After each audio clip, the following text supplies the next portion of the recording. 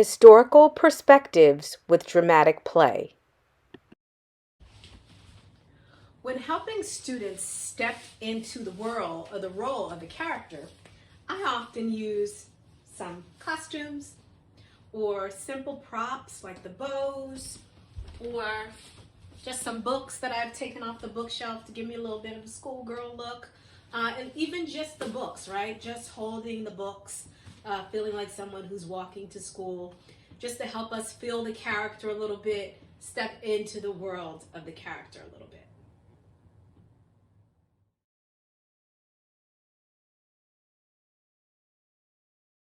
Something else that works well to give the students a little bit of perspective or jump into the background a little bit, we can actually change the background or add a background to give a little bit more of getting into the world of the character. Hi, Mary. I know I ain't seen you in a while, but I've been real busy since I started my new school. And Mama and we get up real early every day to get ready for the marshals to come. The marshals, the U.S. Marshals, they kind of like special police officers for the government. They wear nice dark suits and hats.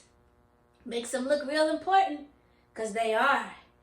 They protect me and Mama and walked us to school every day.